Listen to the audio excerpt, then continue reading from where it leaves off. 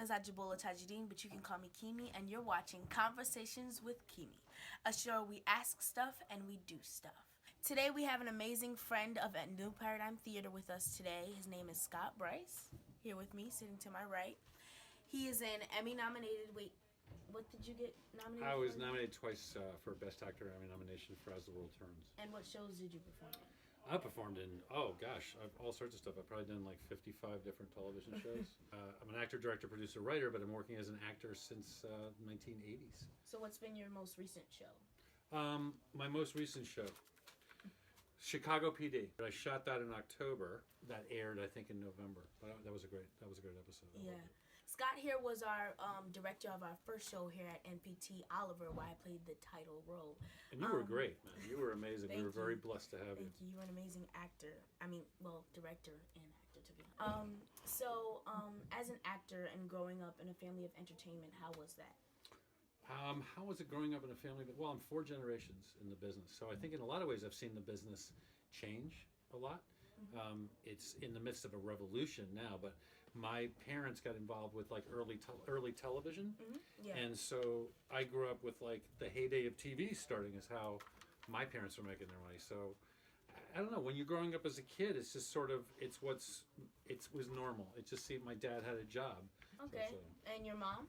My mom hired my father.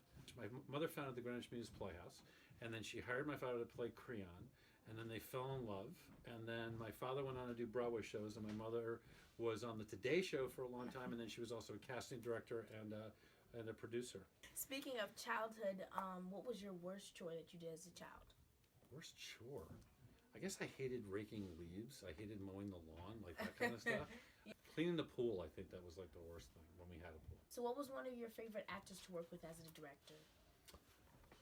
Favorite actor to work with as a director? I'd have to say, well, Kristen Huffman.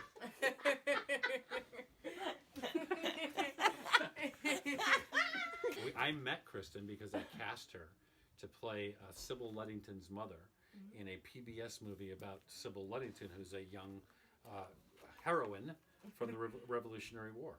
So if you could be a crayon, what type of crayon would you be? What type of crayon would I be? What type of crayon, what color? I would have to be like a multicolored crayon.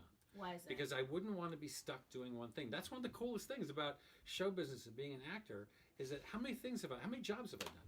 I've been like crooks, I've been cops, I've been chefs, I've been doctors, I've been all sorts of stuff. And if I was like a crayon and I was just like a purple crayon, then I'm just a purple crayon forever. So what was your favorite role in your career? My favorite role actually is going to sound really crazy, but it's actually really true. My favorite part I ever played was in The Ruling Class, where I played Jack, the 14th Earl of Gurney, and I was in high school. And I played a paranoid schizophrenic who thought he was God. And it was the play that I actually became an actor in the sense that that's when I knew I wanted to be an actor, was doing that part. So that's probably my favorite part. And I think in many ways, I've been chasing that performance my whole career. And I don't think I've yet matched it, and I'm not kidding. So what would you say to young leaders out there who want to be leaders in our community? First, thank you. Our community needs leadership. Secondly, I must tell you that, and I don't want to get political, and that's not what I mean, but with the events that have been going on in our country, some of them absolutely horrifying and sad. When I watched those kids after the Parkland shooting in Florida, it actually brought me great hope. The youth of our country have just come alive, and there's a power and a passion. And I see it in people like you, and I see it in people that we work with at MPT and the shows that we do. And I'm really filled with hope these days because of people like you and because of the passion of our youth and because of the leadership that our youth in our country are showing. And so keep going, rock on. You guys are going to inherit this world and you're going to save it. So thank you. Well, thank you very much, Scott, for joining us today. And by the way, I won. You won! Tic-tac-toe. It's tic-tac-toe. Keeme won. I won. Thank you so much for tuning in, you guys. And thank you for coming as our first guest on this show. Oh, first guest. Yeah, first guest. And always remember, your voice is your power. Use it. Keeme out.